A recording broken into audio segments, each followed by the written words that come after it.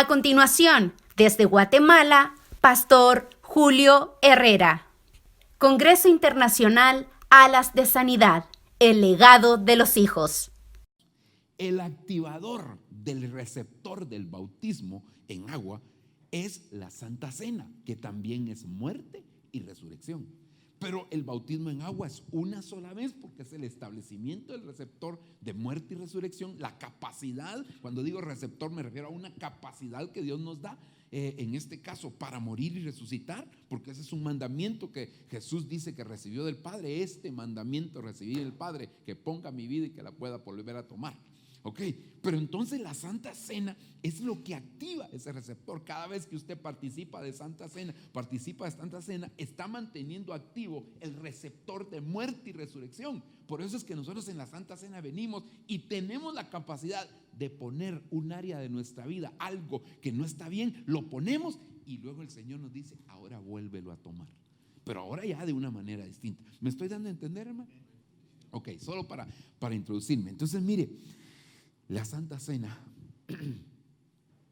cuando nosotros entendemos el principio de la Santa Cena, que es una capacidad que Dios nos dio, por eso es que, ay Dios mío,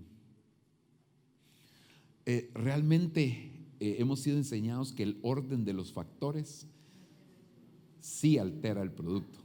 Sí, en lo natural no, ¿verdad? En lo natural, gracias. En lo natural no altera el producto, pero en lo espiritual sí altera el producto. Y aunque no podemos caer en una posición legalista radical, hermano, pero realmente nadie debería participar de la Santa Cena si primero no ha sido bautizado. ¿Por qué? Porque el bautismo es el receptor. Y entonces cuando viene la Santa Cena, habilita ese receptor. Pero si yo no tengo receptor, es como que yo esté derramando en tierra la habilitación de ese receptor. ¿Me explico? Es como que yo tuviera una botellita de agua. Si yo tengo un vaso a la par, tengo una botella, lo deposito en el receptor. Pero si no hay botella, entonces ¿dónde voy a depositar esa agua? Ese es más o menos el concepto. Entonces, el Señor nos ha dado a nosotros a través del apóstol Sergio y toda la administración que él tiene, nos ha dado a nosotros mucha enseñanza con relación a la Santa Cena. Y entonces cuando nosotros vamos con un concepto correcto a la Santa Cena, Dios nos da unas capacidades extraordinarias, unas bendiciones extraordinarias para que nosotros las podamos aprovechar. Entonces la Biblia nos habla a nosotros del nuevo pacto, la Santa Cena igual al nuevo pacto. Ese nuevo pacto, usted se recordará, hermano, que dice en el nuevo pacto, yo seré tu Dios y tú serás mi pueblo. Ese es parte del nuevo pacto, ¿verdad? Que está escrito en el libro de Hebreos, pero que empezó con aquella mujer llamada Ruth. Cuando su suegra le dijo, ya no me sigas, no tengo nada que ofrecerte, nada que darte, así que por favor ya no. Y entonces vino Ruth y le dijo, no me insistas, no me pidas que te deje, no me pidas que me vaya ni que deje de seguirte, porque a donde tú quieras, a donde quiera que vayas, iré yo y ahí estaré. Y entonces le dijo, tu pueblo será mi pueblo y tu Dios será mi Dios. Solo que ella no lo dijo en el orden correcto, porque el orden correcto es yo seré tu Dios, primero Él es nuestro Dios y después entonces nosotros podemos tener un pueblo. Pero eso no se queda ahí, porque cuando nosotros vemos la Santa Cena nos da la capacidad para, por eso le decía, hay muchas bendiciones y una de las cosas es que nos da la capacidad para evolucionar. La primera etapa es que somos pueblo, pero luego en Apocalipsis dice, yo seré tu Dios y tú serás mi hijo. Lo primero es ser pueblo, lo segundo es ser hijo, y eso es extraordinario. Pero luego, contextualizando esto, nos damos cuenta que en el libro de Oseas dice, yo seré tu Dios y tú serás mi esposa. Entonces la iglesia, porque la Biblia dice, hermano, entonces fíjese ahí hay tres etapas: pueblo, hijo y esposa. Y entonces dice la Biblia, ahora somos hijos de Dios, pero aún no se ha manifestado lo que hemos de ser. ¿Qué es lo que hemos de ser? Pues en el caso de la iglesia, la esposa del Cordero. Y ese debe ser un anhelo que debe de tener la iglesia, constituirse. Por eso es que también Isaías dice, yo les voy a dar un nombre que es mejor que el de hijos e hijas. ¿Cuál es el nombre mejor que hijos e hijas? Esposa. Esa es la mejor posición que puede tener. Entonces, a nivel tierra, nosotros somos hijos. A nivel cielo, la iglesia tiene que constituirse en la esposa del Cordero. Ok. Pero hablando del nuevo pacto, solo me estoy introduciendo, hermano, para trasladarle algo que el Señor ha puesto en mi corazón y espero que el tiempo me dé. Pero como vamos a estar estos días aquí, otro día seguimos y no terminamos. Entonces, Hebreos capítulo 8, cuando empieza a hablar del nuevo pacto, dice 8:8 de Hebreos. Eso no le va a aparecer en la pantalla, pero aquí se lo voy a leer yo. Porque reprochándolos, él dice, mirad que vienen días. Es decir, esto venía del Antiguo Testamento de Jeremías. Lo está extrayendo el apóstol Pablo de Jeremías. Pero ya cuando él lo pone en el Nuevo Testamento, dice, vienen días. Es decir, aún cuando se escribió no habían llegado esos días. Pero nosotros ya estamos en los días, hermano, del establecimiento del nuevo pacto. Nosotros ya estamos en ese tiempo. Entonces vienen días, este es el tiempo. Y es el Señor en que estableceré un nuevo pacto con la casa de Israel y con la casa de Judá. Y aquí es donde hermano, empieza a verse algunas cosas, porque la casa de Israel se refiere a toda la iglesia del Señor Jesucristo, pero la casa de Judá se refiere a la novia que va a ser arrebatada. Es decir, cuando hablamos aquí, yo haré un pacto, sí, yo haré un pacto con la nación chilena, pero también con Santiago. ¿Cómo así? ¿Cómo así? Pero, ¿y no Santiago es Chile, pues? ¿Me explico? Él dice, yo haré un pacto con la casa de Israel. Israel era todo. Y luego dice, y con la casa de Judá. Pero y no, Judá era perteneciente a Israel. Entonces lo que está diciendo es, en medio de todo Israel hay un grupo que en el sentido espiritual se llama Judá. Se llama Judá, y esos que llegan a la estatura de Judá, esos son los que van a ser arrebatados. O sea, el pacto es para todo Israel, pero solo Judá va a alcanzar cierta estatura. Ok, no como el pacto que hice con sus padres el día que los tomé de la mano para sacarlos de la tierra de Egipto, porque no permanecieron en mi pacto y yo me desentendí de ellos, dice el Señor. Porque este es el pacto que yo haré con ellos después de aquellos días, dice el Señor. Pondré mis leyes en la mente de ellos, primero en la mente y luego, dice, las escribiré en sus corazones. Y entonces aquí viene, y yo seré su Dios y ellos serán mi pacto. Aleluya. Entonces, hermano, si nosotros nos damos cuenta, entonces el Señor está diciendo que el nuevo pacto es la habilitación para que nosotros alcancemos la estatura, en este caso llamada la casa de Judá, para poder ser parte de la iglesia que va a ser arrebatada. Eso es un anhelo que debe haber en la iglesia y en los ministros del Señor. En los ministros del Señor. Si nosotros, hermano, no tenemos ese anhelo, pues este es el congreso para que usted le pida a Dios que le ponga ese anhelo para ser parte de la iglesia que va a ser arrebatada. Dele un aplauso si desea al Señor. Ok. Ahora, entonces entiendo que nosotros tenemos que alcanzar la estatura de Judá. En el sentido espiritual estoy hablando, tenemos que alcanzar. Y como estamos hablando de nuevo pacto, entonces tendríamos que revisar cuál es la genética de Judá. Tenemos que ver cuál es la genética de Judá, porque eso es algo que tiene que estar en nosotros. Y recuérdese que hasta el mismo Señor Jesucristo lo llaman el león de la tribu de Judá. Entonces quiere decir, hermano, que Él es el que va al frente de nosotros. Pero entonces vayamos aquí a ver un poquitito lo que es Judá. Ahora sí creo que ya aparece aquí en la pantalla. Mire, aquí está hablando de esta mujer llamada Lea. Dice, veamos entonces a Judá. Concibió una vez más y dio a luz un hijo y dijo, esta vez alabaré al Señor. Así que le puso por nombre Judá y dejó de dar a luz. Entonces aquí, mire hermano, yo algo que veo es que esta mujer estaba concibiendo hijos sin detenerse a meditar. Hay siempre un hijo que lo hace reflexionar a uno más que los demás. Usted se recordará que cuando, mire, Jacob tuvo 12 hijos y una hija, pero cuando tuvo el hijo número 11, ahí se detuvo Jacob a meditar. Porque él estaba en la tierra de sus antepasados, estaba en la casa de Labán, su suegro. Él ahí se desenvolvía. Y de repente, hermano, cuando nace José, dice: no, nos tenemos que ir de este lugar.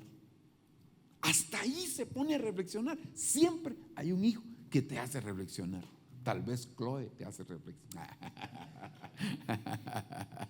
Aleluya. Hermano, mire, yo le contaba al hermano Diego, le decía yo: mire, yo tuve 2 hijos sin Cristo y 2 hijos ya en el Señor. Realmente nosotros habíamos pensado quedarnos solo con 2 hijos, y de repente cuando viene el tercero, ese nos hizo reflexionar, hermano, y nos cambió la vida y nos dieron ganas de otro. Entonces ahora esta mujer había tenido ya 3 hijos, concibió otra vez y dio a luz un hijo. Y dijo: esta vez, es que antes estaba compitiendo por el marido, antes estaba preocupada cómo conquistaba al marido, pero ahora no, ahora ya no pensó en su marido, ahora pensó en el Señor. Ahora eso la hizo reflexionar. Esta mujer ahora empieza a ver las cosas de manera distinta y dijo: esta vez alabaré al Señor. Así que le puso por nombre Judá y dejó de dar a luz. Es decir, ahí hizo una pausa. Después tuvo otros hijos, pero ahí hizo una pausa. Entonces, ¿sabe una cosa, hermano? Nosotros tenemos que detenernos a reflexionar, porque a veces llevamos un trajín en nuestra vida que nos impide que nosotros podamos meditar realmente cómo está nuestra relación con Dios. Esta mujer, por una relación terrenal, estaba descuidando su relación con el cielo. Y a veces nosotros hay cosas en la tierra que nos hacen o nos impiden que nosotros evolucionemos en nuestra relación con el cielo. Y ahora ella se detiene y entonces ella dice: esta vez alabaré al Señor. Esta vez ya no voy a competir. Esta vez ya no me voy a preocupar del marido. Esta vez no me voy a ocupar de eso. Esta vez lo que voy a hacer es alabar al Señor. Y entonces de aquí nosotros deducimos que Judá significa alabanza. ¿Verdad que sí? Entonces, cuando nos dicen Judá, inmediatamente pensamos en alabanza. Sin embargo, cuando yo empiezo a ver a Judá, hermano, me doy cuenta de que hay una genética que está encriptada en el nombre de Judá, y que antes de significar alabanza significa otras cosas que tal vez nosotros no hemos podido discernir, porque, como le decía, y por eso le empecé hablando de cómo nosotros leemos una cosa inmediatamente. Es como que yo le mencione sabiduría, ¿qué se le viene a la mente? Salomón. Si yo le digo, vaya, alabanza, ¿qué se le viene a la mente? David. Bueno, y así cualquier cosa, porque nosotros ya tenemos una idea, y a veces esa idea impide que veamos el mar, por estar viendo como el apóstol Sergio contó que él tenía algunas diferencias con su jefe cuando trabajaba en lo secular. Y entonces un día estaban en una reunión de todos los trabajadores, y entonces el jefe estaba explicando algo y el apóstol opinó algo. Y entonces Sergio le dijo: vení para acá. Se fue a una pizarra y puso un puntito. ¿Qué ves ahí? Le dijo. Un punto, le dijo. Ese es tu problema, le dijo. Ese es tu problema, le dijo, que vos solo ves el punto. Ahí hay una pizarra blanca, le dijo, y vos solo estás viendo el punto. Y a veces así nos pasa a nosotros, hermano, que solo estamos viendo un punto y no vemos más allá. Entonces ahora, la otra cosa importante aquí es que Judá era el 4.º hijo. Era el hijo número 4. Eso significa equilibrio. Entonces quiere decir que los que van a ser de Judá tienen que tener una vida equilibrada. Si tú solo plantas una viña y esperas a recibir solo la cosecha, te va a pasar la de Noé, te vas a terminar desequilibrando al beber del vino de esa viña. Pero no, tú no te puedes quedar, es decir, hiciste algo, pero no te quedes ahí, sigue adelante, hay más. Hoy el Señor te dio una misericordia y mañana hay una nueva misericordia. Hermano, hoy el Señor te reveló algo, mañana hay algo distinto. Pero si te quedas dando vueltas en el mismo lugar, te vas a emborrachar. Ponga a un niño a dar vueltas y vueltas y vueltas y se emborracha, se desequilibra. Así pasa con muchos hijos de Dios que reciben algo y se quedaron ahí, creen que es lo último. Y no, la Biblia dice que la senda del justo es como la luz de la aurora, que va en aumento, hasta que el día es perfecto. Hermano, Dios mío, a mí cómo me cuesta a veces, digamos, cuando uno sale de viaje, no estamos oyendo al apóstol constantemente. Y entonces de repente, cuando yo regreso, ya predicó 5 o 6 mensajes y ya va por no sé dónde y me cuesta alcanzarlo. Entonces, ¿por qué? Porque a veces nos quedamos demasiado centrados en una cosa y no avanzamos. Entonces, tenemos que seguir adelante. Ahora mire, esta es la palabra de donde viene Judá, la palabra hebrea 3068, Yehudá. Y lo que significa aquí es celebrado. Eso significa celebrado. Pero tiene una raíz que es la 3034. Y esa es la raíz que a mí me llama la atención. Y se lo marqué aquí, hermano. Raíz primaria usada solo como denominativo. Literalmente dice, oiga lo que dice, literalmente usar, dice, extender la mano físicamente, lanzar una piedra y una flecha. Es decir, antes de significar, porque después sí significa alabar, adorar y todo, pero antes de eso significa extender la mano, lanzar una piedra y lanzar una flecha. Entonces yo veo que hay una genética que está ahí. Pero como nosotros, ¿qué? Judá, alabanza y todo alabanza y todo. Y entonces la agarramos contra los hermanos que alaban. Y pues empezamos a decir, no que esto, no que lo otro, no. Y empezamos y lo que tenemos que ver es cuál es la genética verdadera de Judá. No solamente es alabanza. Entonces veo aquí que lo primero es extender la mano. Ahora, cuando yo empiezo a ver esto de extender la mano, hermano, en la Biblia hay muchos personajes que extendieron la mano. Y usted los puede buscar en toda la Biblia. Los que extendieron, por ejemplo, ¿quién fue el primero que extendió la mano? Fue Eva y su esposo para tomar del fruto prohibido. Entonces, ¿para qué extiendes la mano? ¿Para tomar del fruto prohibido?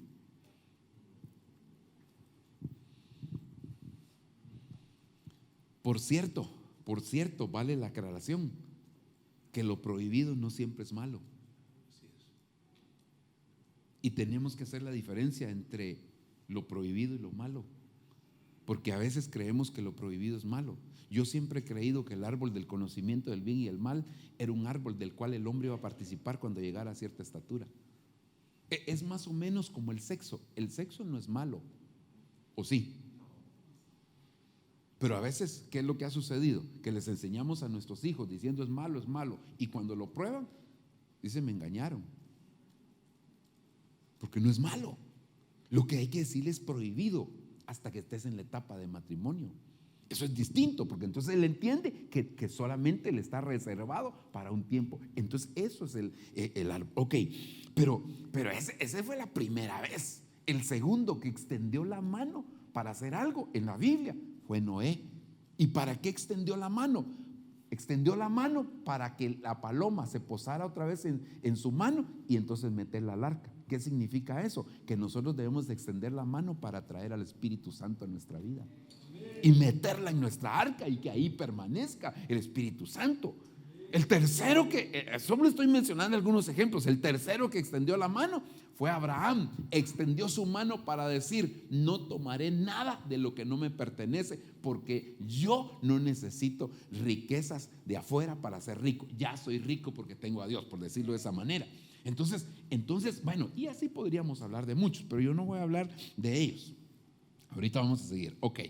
Y esta es la tercera palabra o la tercera raíz, hermano, de donde viene la palabra Judá, que significa mano abierta, dice indicando poder, medios y dirección. Bueno, hay muchos conceptos que yo no quisiera detenerme demasiado en ello, ¿verdad? Porque solo estoy empezando. Entonces, yo le quiero hablar de la genética encriptada de Judá. Y como me dijeron que esta mañana iban a estar más líderes, pastores, líderes, entonces quiero hablar de un líder de Judá que precisamente usted conoce muy bien. Así que quiero hacerle aquí el resumen. Entonces lo primero sería extender la mano, esas tres cosas. Lo segundo, yo le puse a esto como un atrio. Lanzar una piedra sería un lugar santo, y luego lanzar una flecha sería un lugar santísimo. Veo que estas tres cosas, hermano, nunca se hablan de Judá. Extender la mano, extender la mano, extender la mano. Luego, hermano, lanzar una piedra y luego lanzar una flecha. Ok. Entonces, quiero hablarle de David en esas tres facetas, porque él fue un líder de Judá. David,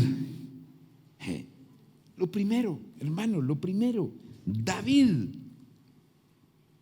¿qué dice? Era hijo. Mire, esta actividad se llama el legado de los hijos.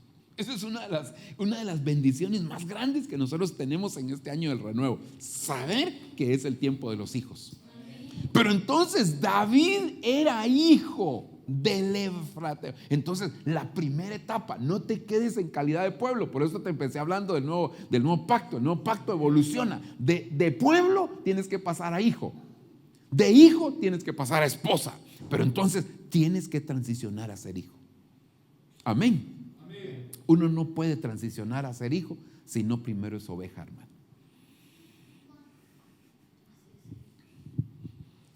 Así dice la parábola de Lucas 15. Empezó como hijo y empezó como oveja y terminó como hijo. Eso es lo primero. Pero entonces primero hay que ser parte de ese pueblo, de ese rebaño del Señor, y después vamos a transicionar a ser hijos. Entonces David era hijo. Para ser hijo se necesita tener un padre. Para ser hijo se necesita tener un padre. Era hijo del Efrateo de Belén de Judá llamado Isaí. ¿Conoces quién es tu padre? ¿Cómo se llama tu padre? Depende, señor, dijo Pepito, ¿verdad?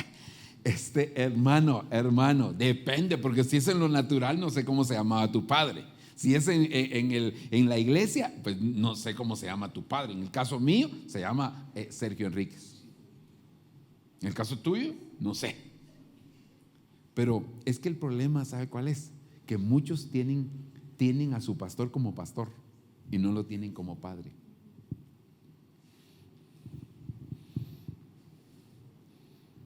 No es lo mismo tener al pastor como pastor que tenerlo como padre.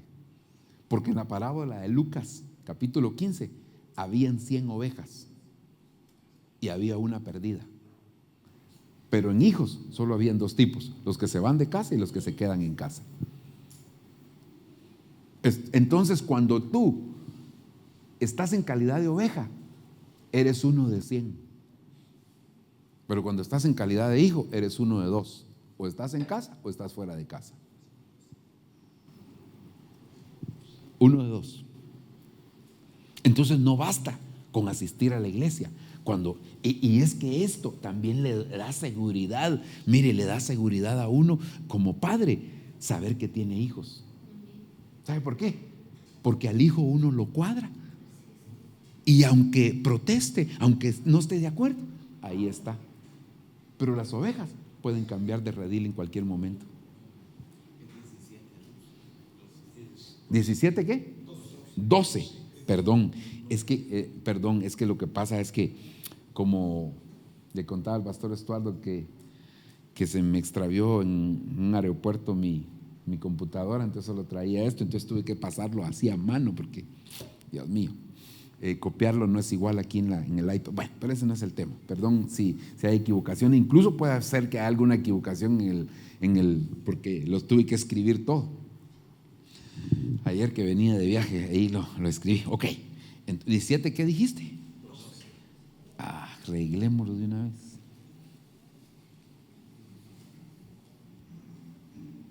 Ok, ahí está. Sí, no me dice nada el pastor Estuardo. Perdón. Entonces aquí, hermano, lo que nosotros tenemos que analizar es: número 1, hijo. Número 2, Belén. ¿Eres hijo? Amén. Sí. La segunda cosa, ¿tienes casa? Porque el hijo, si no está en la casa, se vuelve pródigo. El hijo, si no está en la casa, se vuelve pródigo. Yo no busqué al apóstol Sergio como padre. El Señor me lo dio a mí como padre. Es decir, yo no fui, sí me cae bien, predica bonito. No. Sino que yo le pregunté al Señor: Señor, ¿dónde me vas a llevar? ¿Dónde me vas a llevar? Y el Señor me lo confirmó. Ok, pero entonces yo tengo casa. Mi casa se llama Benecer. Esa es mi casa. Entonces necesitamos tener casa, porque le decía, cuando el hijo no tiene casa se vuelve un pródigo. Y entonces lo que hay que esperar con los pródigos es el trato, porque a la oveja perdida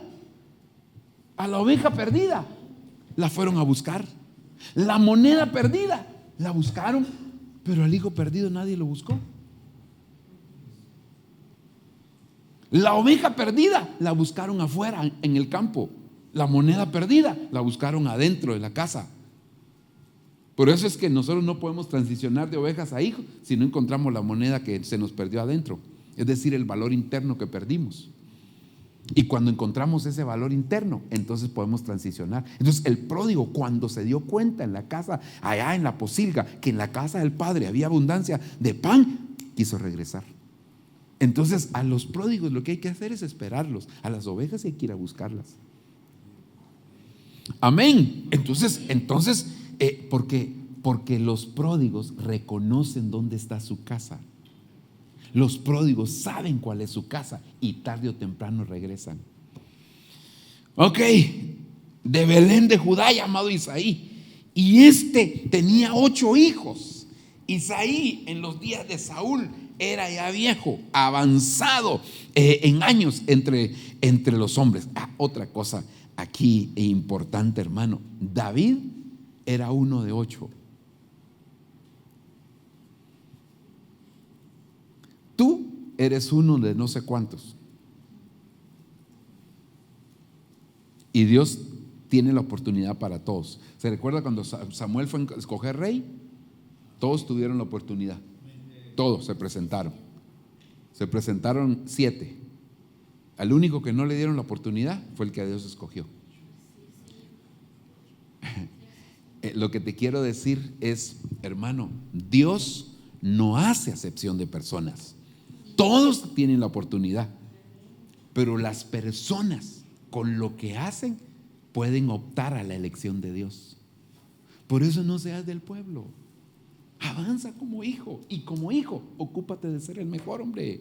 Pero no para ser mejor que los demás, sino haz lo que Dios demanda de ti. Entonces eran 8, pero cuando llegaron, digo, no tienes otro. Sí, pero es que él no. ¿Cómo que él no?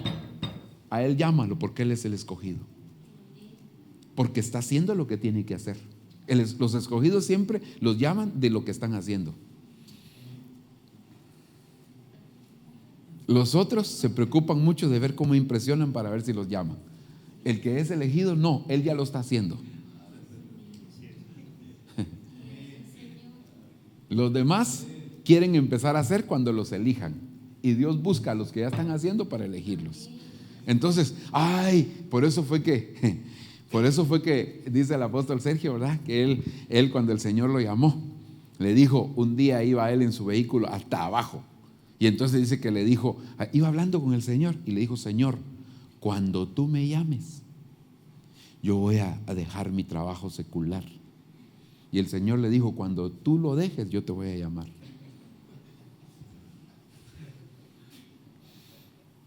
Porque a veces esperamos un llamado para hacer cosas. No, hermano. Tú tienes que hacer las cosas y entonces viene el reconocimiento de parte de Dios. Ok, sigamos pues. Ay, que Dios me ayude para llegar hasta donde quiero. Entonces, miremos la mano extendida de David, porque solo vamos a hablar de David un poquitito. El tiempo aquí se va bien rápido, pero que Dios me ayude. El salmo, mire, hay muchos salmos que hablan de extender las manos, pero no todos los escribió David. Pero en este Salmo 143 dice: a ti extiendo mis manos, mi alma te anhela como la tierra sedienta. Entonces, hermano, ¿a quién extiendes tus manos? Por eso fue que la mamá de Judá llegó un momento y dijo: no, esta vez, lo voy a parafrasear de esta manera, esta vez sí extenderé mis manos al Señor, porque las otras veces estaba extendiendo mi mano al marido, me estaba extendiendo mi mano para esto, para lo otro. No, pero esta vez sí extenderé mis manos al Señor. Entonces, hermano, llega un momento que tiene que haber un reconocimiento de parte nuestra de la grandeza del Dios que tenemos, para que levantemos nuestras manos para poder adorarlo a Él. ¿Cuántos dicen amén? Las manos alzadas, el extender las manos, es señal de rendición delante del Señor. Sí, hasta cuando las personas, ¿verdad?, los quieren asaltar y les ponen un arma, rápido levantan las manos. Ahí sí levantan las manos.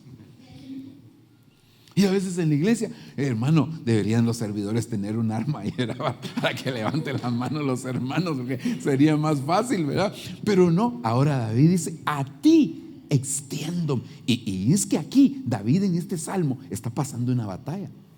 Y sin embargo, hermano, él está extendiendo sus manos al Señor. Esa es la primera cosa que nosotros tenemos que aprender para con Dios. ¿Para qué alzamos nuestras manos? Pues para adorarlo a Él, para exaltarle a Él, para ofrecerle a Él. Para eso extendemos nuestras manos. Ahora, fíjese que eso es para con Dios. Pero cuando yo veo aquí, 1 Samuel 17:49, ahora mire cómo dice en esta versión: y extendió David su mano a la bolsa y sacó de ahí una piedra. Bueno, aquí por la versión está un poco distinto, ¿verdad? Esto sí no fue error mío, sino que así está en la versión. Y ondeó, dice, percutió al filisteo en la frente y traspasó la piedra por el morrión la frente de él y cayó sobre su rostro en la tierra. Es esta es la Septuaginta, si no estoy mal. Entonces, mire, hermano, ¿para qué extendió David su mano? Para derribar al gigante, para sacar una piedra, una de las 5 piedras. Una de las 5 piedras. Y claro, como eran 5, ahí nos habla de la gracia de Dios, pero también nos habla de los 5 ministerios. Entonces, algo que nosotros tenemos que saber es que Dios nos ha dado piedras, hermano, que han sido pulidas en el río de Dios, que en ese proceso donde el Señor a veces nos mete, porque cuando uno quiere motivar a otros hermanos, no, ¿sabe qué? Busque al Señor, métase con Dios, el Señor y sus problemas se le van a terminar. Y no debería decirles así, debería decirles: sus problemas van a empezar. Sí, hermano, porque realmente cuando uno llega al Evangelio, los problemas le empiezan. Y no, la Biblia dice pues que los mismos de su casa serán sus enemigos. Los primeros que se levantan son la misma familia, se levanta oponiéndose para que nosotros. Ahora entonces David va al arroyo y mire, extiende su mano para recoger primero la piedra. Eso no lo dice literalmente, pero extiende su mano, guarda las 5 piedras y ahora las lleva ahí. Y cuando se enfrenta con el gigante, toma una de las piedras y con esa derriba al gigante. Entonces hay situaciones en tu vida que a veces se oponen y no te das cuenta que Dios, como parte de Judá, quiere que tú extiendas tu mano para tomar las armas que Dios te ha dejado. David, hasta este momento, David solo había utilizado el cayado, la vara, la honda y las piedras.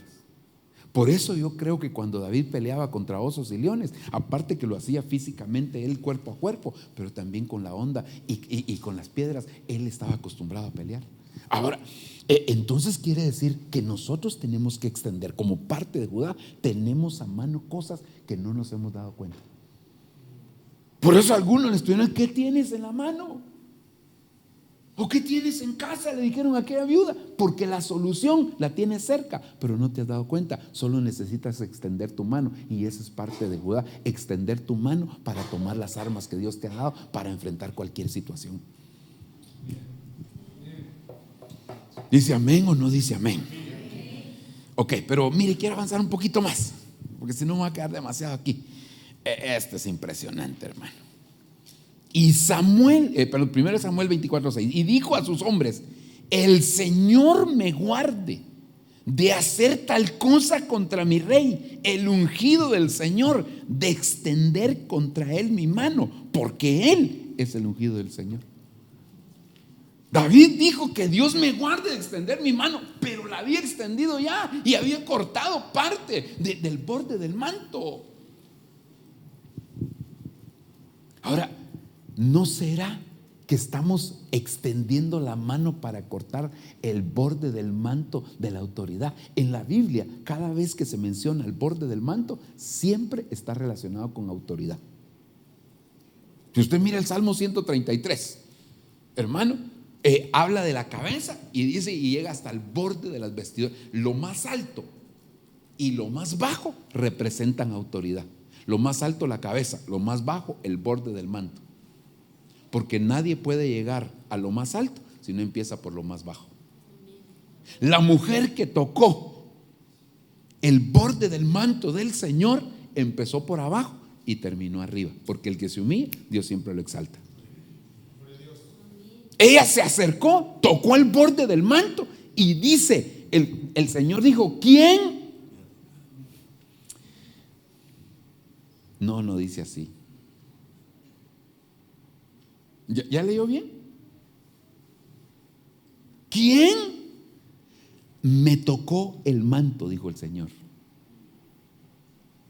Él no dijo quién me tocó, quién me tocó el manto. Ahora, si se desprendió la virtud, la capacidad, el poder, ¿por qué supo el Señor que le habían tocado el manto?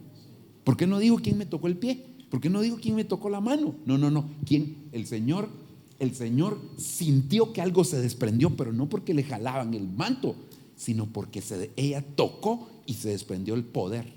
Y eso nos habla de autoridad. Hermano, eso es extraordinario. Por eso, mire, en la Biblia, ¿cuántas personas tocaron el borde del manto?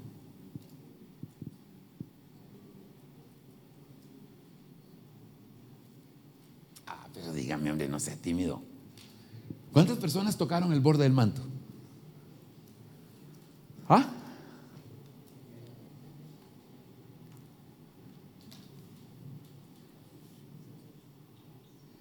Usted no me quiere decir, porque si me dice, yo le voy a decir dónde está escrito eso. Ahora eso no me quiere decir.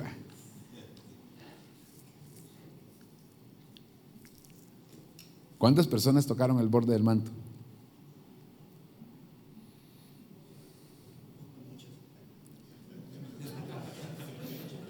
Verso. Mire. Tiene razón el pastor. Fueron muchas. ¿O fue una? Ya. Textual, muchas. Marcos 6:56. Búsqueme Marcos 6:56 y ahí lo va a leer. Tal vez hasta se lo pongo yo aquí, ¿va? Oiga. Mire, ves.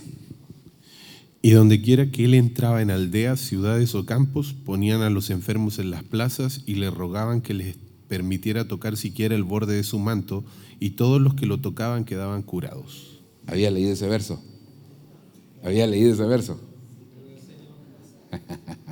Ahora, aquí hay una pregunta. Y les rogaban que tan solo les dejaba tocar el borde del manto. ¿Y por qué la primera mujer no pidió permiso y por qué esto sí?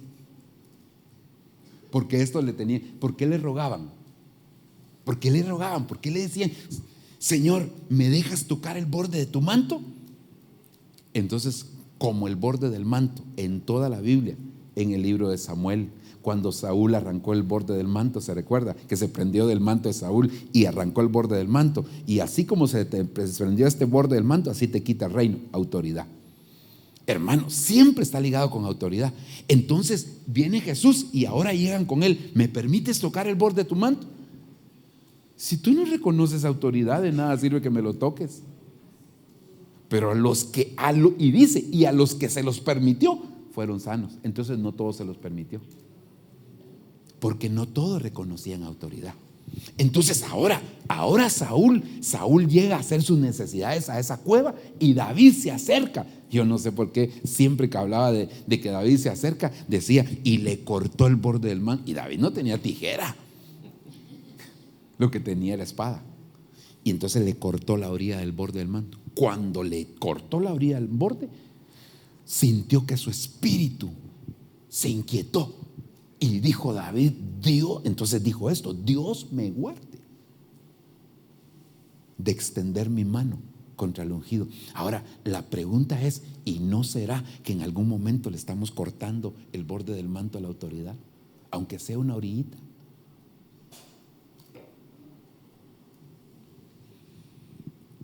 Los de Judá no extienden su manto, su mano para cortar el borde del manto. ¿Por qué cree usted que la Biblia dice: ¿qué tuviste, oh mar, que huiste, tú, oh Jordán, que te volviste atrás? ¿Qué vio el mar? La vara de autoridad de Moisés, y por eso se hizo a un lado. Levanta tu vara. Vio la vara. El mar. El Jordán, ¿qué vio? El borde del manto de los sacerdotes entrando, autoridad. Y por eso hasta las cosas que se supone, digo entre comillas, que no tienen vida, digo que se supone porque sí tienen, hermano, reconocen autoridad, y a veces nosotros no la reconocemos. ¿Por qué cree que cuando Eliseo agarró el manto de Elías y golpeó las aguas, se abrieron? Manto, autoridad. Entonces ahora David está aquí y extiende su mano contra su autoridad y dice: Dios me guarde de alzar mi mano, de extender mi mano contra el ungido del Señor, porque Él es el ungido. Entonces, una de las características, la genética encriptada de Judá, es que vamos a mantener una buena relación con nuestra autoridad. No vamos a extender. Mire lo que dice. Pero David dijo a Isaí, así, este versículo es el que quería. Pero David dijo a Isaí: no lo mates, pues ¿quién puede extender su mano contra el ungido del Señor y quedar impune? Eso quiere decir que cada vez que extendemos nuestras manos contra la autoridad que Dios nos ha puesto, mire, le voy a decir algo: Saúl no era la mejor autoridad. Saúl quiso matar muchas veces a David, quiso matar a su hijo Jonatán, lo perseguía, y sin embargo seguía siendo la autoridad. Yo sé que un día Dios lo va a matar, dijo David, pero mientras Dios no meta sus manos, yo no las voy a meter. Estoy hablando de Saúl, que era una mala autoridad. Pero ahora, hermano, usted y yo no tenemos malas autoridades. ¿Y por qué a veces entonces si alzamos nuestra mano, si extendemos nuestra mano, si somos de Judá, si somos de la iglesia que tiene que ser arrebatada? Ahora entiendo yo que David ahora dice: nadie que extiende su mano contra el ungido va a permanecer impune. Es decir, el peso de la ley va a caer sobre él tarde o temprano.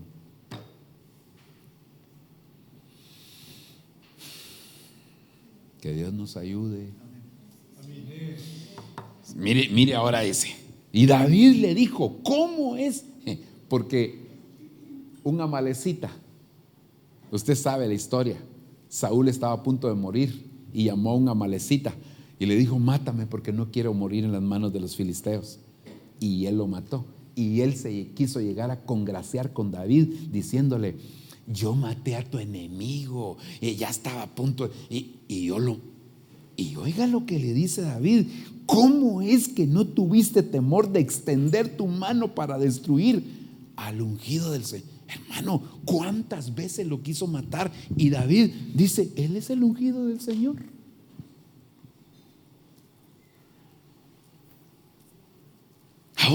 Ahora manda a matar a este hombre que extendió su mano, porque los de Judá no extienden su mano, tienen temor de Dios, y como tienen temor de Dios, reconocen y respetan la autoridad que Dios les ha puesto. Yo sé que aquí en Chile eso es más sencillo para ustedes, pero en otros países es más difícil, hermano. Ok, sigamos.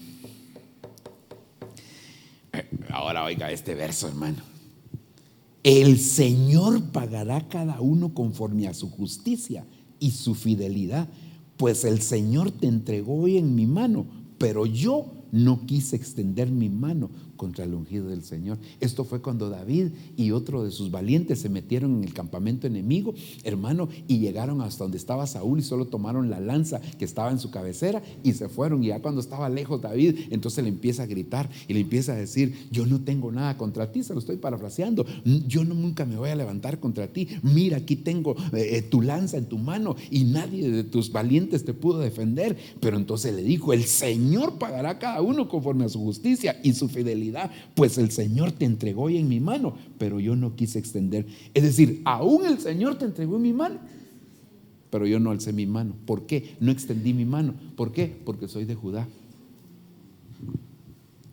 y extiendo mi mano para el Señor, extiendo mi mano para derribar gigantes, pero no extiendo mi mano en contra de la autoridad. Es decir, ahí retraigo mi mano. Pero ¿sabe una cosa? Entonces Dios siempre paga por su justicia por tu justicia y tu fidelidad. Dios va a pagar la fidelidad que, hermano, la infidelidad por lo regular se paga con infidelidad. Cuando una persona es infiel, eso mismo le va a suceder a ella.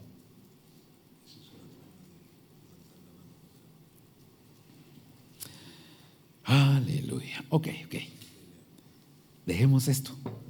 Ahora hablemos de las piedras de David, porque primero era la mano, después las piedras.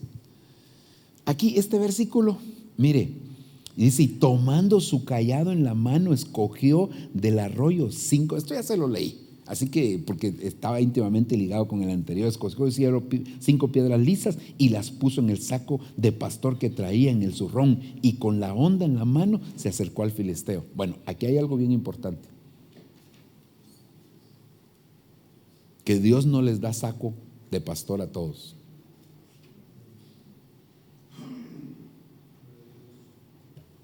Porque algunos quieren agarrar piedras para derribar gigantes, pero no tienen saco.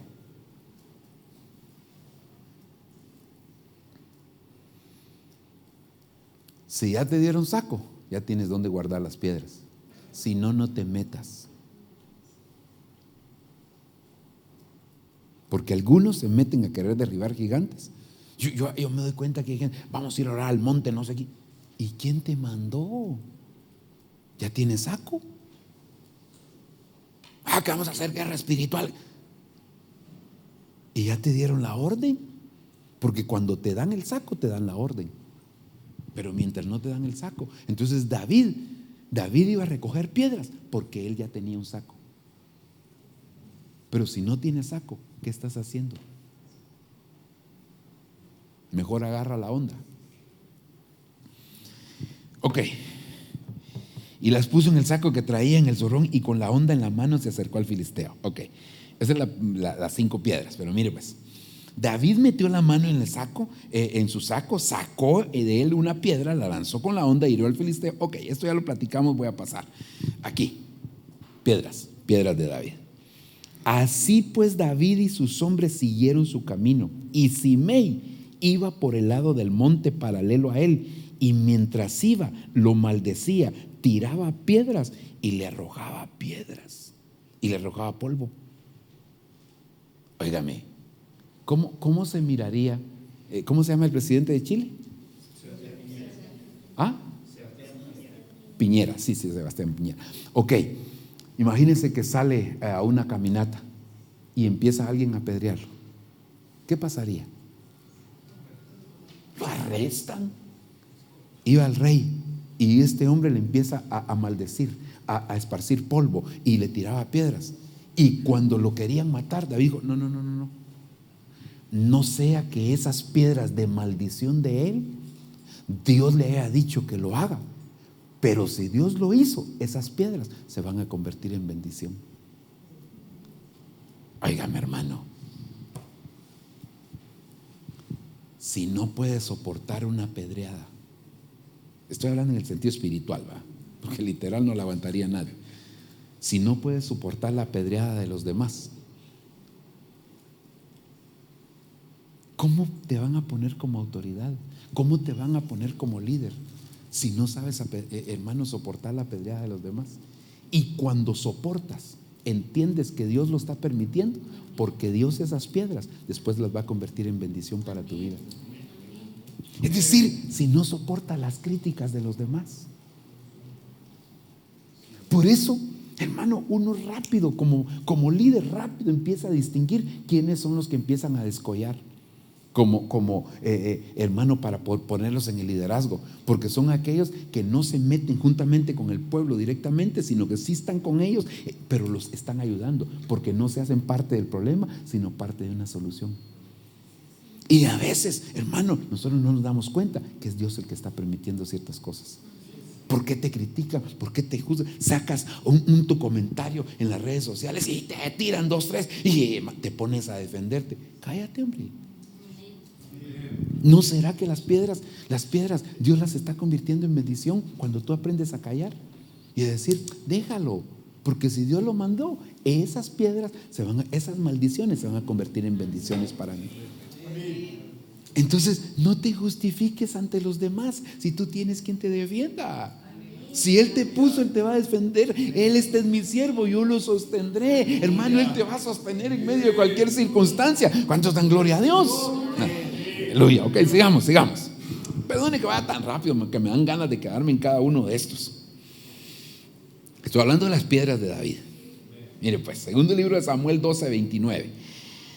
Reunió David a todo el pueblo y fue a Rabá y peleó contra ella y la tomó. Quitó la corona de la cabeza de su rey, el del rey de Rabá, la cual pesaba 1 talento de oro y tenía una piedra preciosa, y fue puesta sobre la cabeza de David, y él sacó botín de la ciudad en grandes cantidades.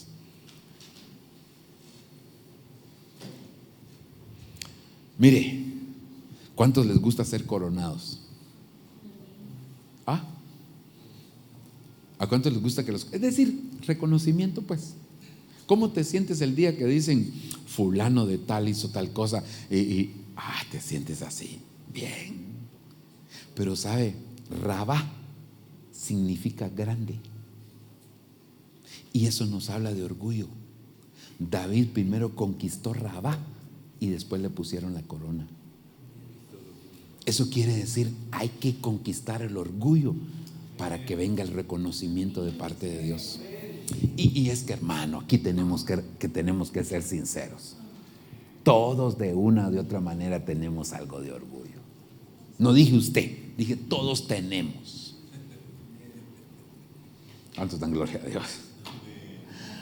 Mire. Cuando el pueblo de Israel estaba saliendo de la tierra de Egipto, el Señor les dio a comer cordero. ¿Te recuerdas? Les metió el cordero adentro. Ok.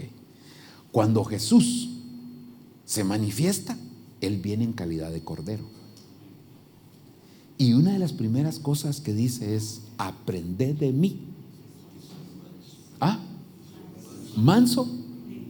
Recuérdese, el orden de los factores sí altera el producto. Manso y humilde. Ok. Vuelvo a Egipto. Saliendo de Egipto, ¿a quién les pusieron ellos para dirigirlos en medio del desierto? Al más manso de la tierra.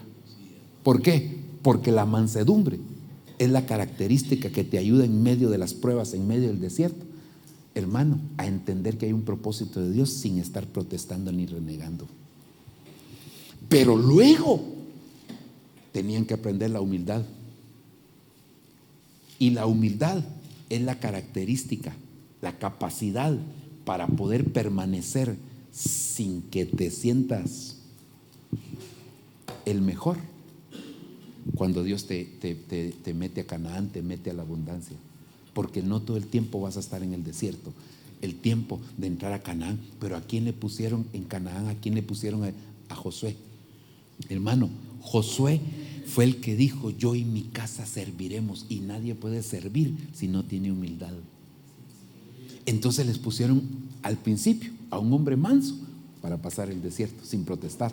Y aún así, hasta Moisés protestó en el desierto. Y luego en Canaán les pusieron al más humilde, a Josué.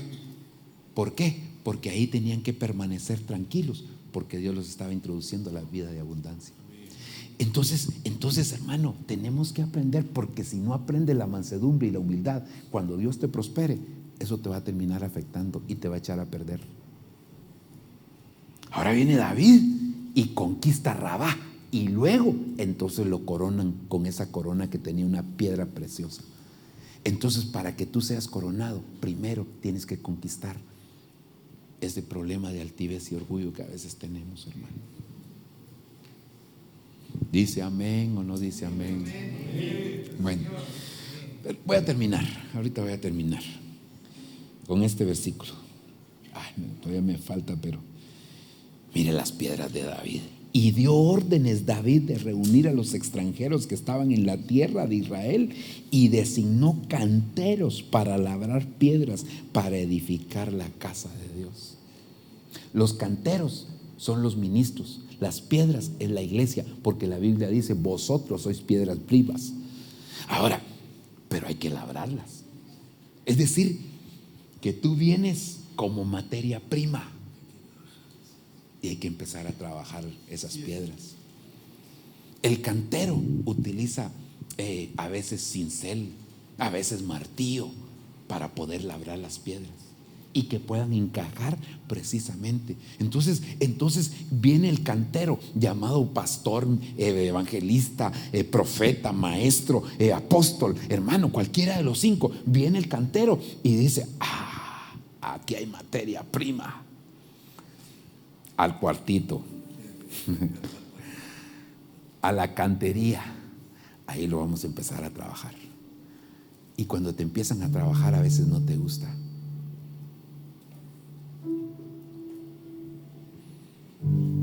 A veces no te gusta el trabajo que hacen los canteros. A veces te resistes al trabajo que está haciendo el cantero contigo, pero te está preparando, porque después vas a encajar exactamente en el lugar de edificación y vas a ser una piedra que vas a sostener otras piedras sobre ti, pero que si no te trabajan, no vas a poder permanecer en el lugar que te colocan. Gloria a Dios por las personas que llegan a la iglesia. Yo quisiera estar en el área de servidores, yo quisiera estar en el área de alabanza. ¿Y por qué no te presentas mejor con el cantero y que él mire dónde te coloca? Que él te talle, que él te trabaje, que él te pula y que te diga: no, tú no casas bien ahí, tú casas bien en esta cámara, tú casas bien en el teclado, tú casas bien en multimedia, tú casas bien en danza, tú casas. Porque él es el cantero que te está preparando y él sabe qué va a hacer contigo. Déjeme solo, Dios mío, esto también es bueno. Con esta sí termino, ahorita sí. De verdad, hermano, de verdad. Cuando hayas estado ausente 3 días, descenderás a prisa y te vendrás al lugar donde te escondiste el día de aquel suceso, y permanecerás junto a la piedra de Esel. Es Jonatán el que le está hablando a David. Jonatán es figura de ministros que en este caso se quedan a la gran tribulación, y David se va a ir porque el nombre Esel significa partir a un país lejano. Partir a un país lejano. ¿Y por qué le está diciendo eso Jonatán? Porque Saúl, que es figura del anticristo, lo quiere matar a David. Entonces le dice: tú quédate ahí escondido y yo voy a hacer esto con las flechas y tal cosa, pero si yo digo tal otra, tú te vas. Es decir, partes al país lejano. Le está diciendo: te vas en el arrebatamiento, yo me voy a quedar aquí batallando con Saúl. Es decir, batallando en contra del anticristo. Entonces, óigame, hermano, nosotros somos de Judá. La genética encriptada es que vamos a extender nuestras manos para hacer cosas buenas, pero no vamos a extender nuestra mano contra la autoridad. Pero cuando se trata de piedras, tenemos que saber que el tiempo del arrebatamiento está próximo y que el Señor va a levantar a su iglesia tarde o temprano, pero que el Señor te va a dar la orden: vete ya, es tu tiempo, es tu momento. El Señor va a levantar a los suyos. Cierra tus ojos. Ok, nos faltó hablar de las flechas de David, pero ahí lo hacemos después, si el Señor nos lo permite. Yo quiero quizás ministrarte en tu corazón el hecho de que el inicio para ser parte de Judá es que hay que ser hijo. Hay que ser hijo. David, desde que se habla de él, siempre se dice hijo de Isaí. Yo conozco a un hombre valiente, hijo de Isaí. Siempre. A veces no es importante que mencionen tu nombre, sino que digan quién o quiénes son los que te anteceden, tu ascendencia. Pero cuando se diga de ti, que se diga: tal persona, hija, hijo de fulano de tal. Tú no naciste por generación espontánea, tú tienes una paternidad espiritual y tu ascendencia está muy, muy bien definida en el reino de los cielos. Pero aún en el reino de las tinieblas se necesita que tú tengas claridad de tu ascendencia.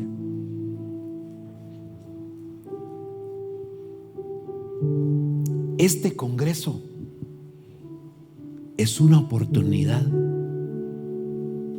para que evolucionemos como hijos, para que avancemos como hijos. Se nos está abriendo una puerta dimensional en este congreso, donde Dios lo que quiere es que no te quedes en calidad de pueblo, de oveja, aún de esclavo,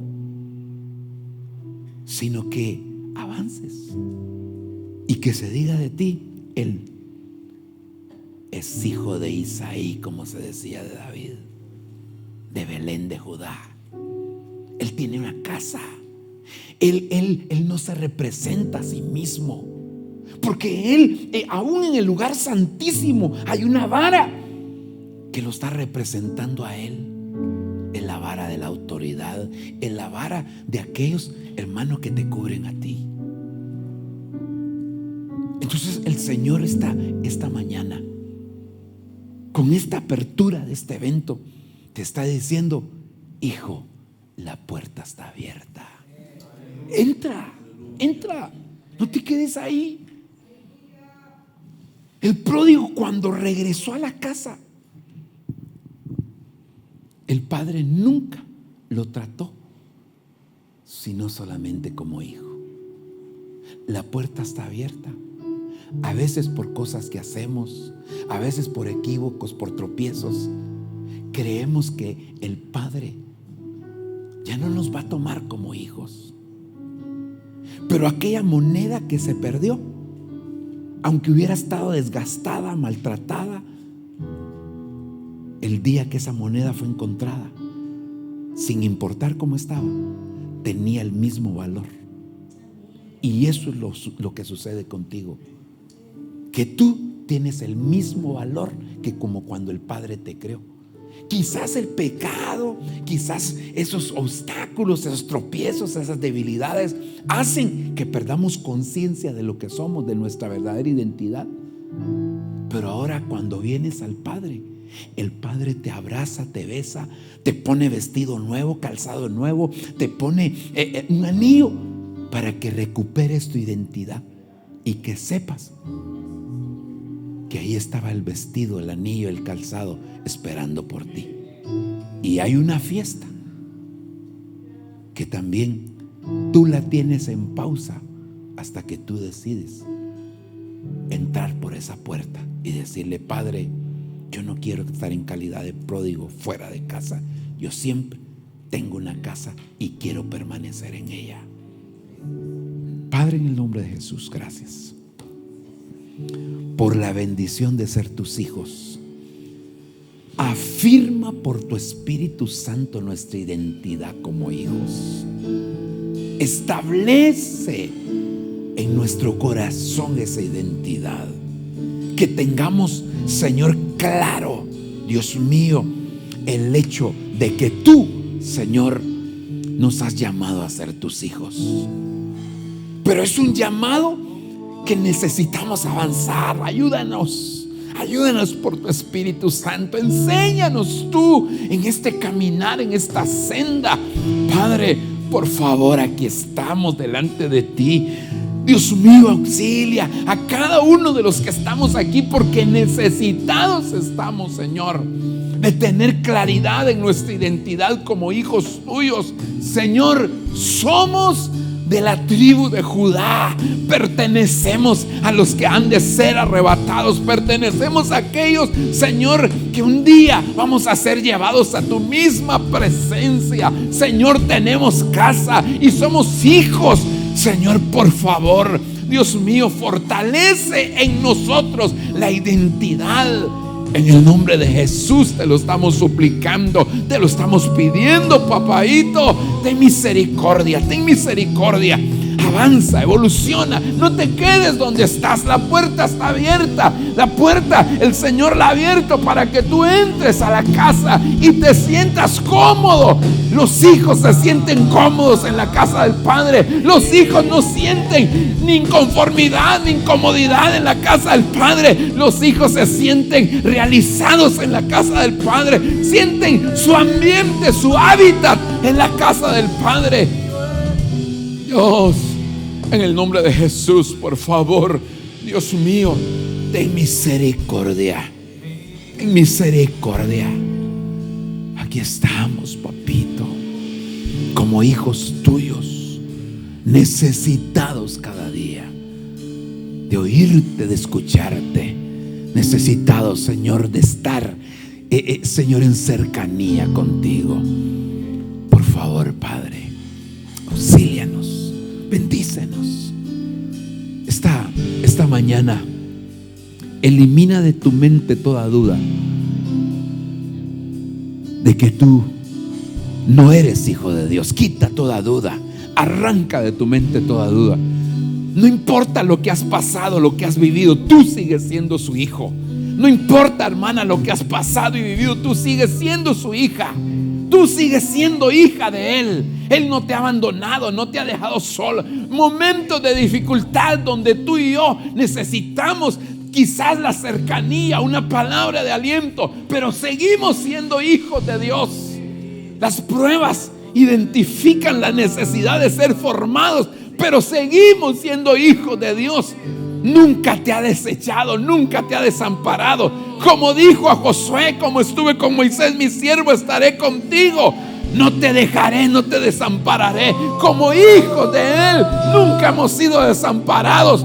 Por eso Cristo fue desamparado como hijo, para que tú y yo no lo seamos. Así que en el nombre de Jesús, recibe la administración que viene de parte del Señor. Recibe la administración que viene como un padre de amor que te abraza, que te recibe, que te acoge, que te dice: tú eres mi hijo, tú eres mi hijo. En el nombre de Jesús, recíbelo.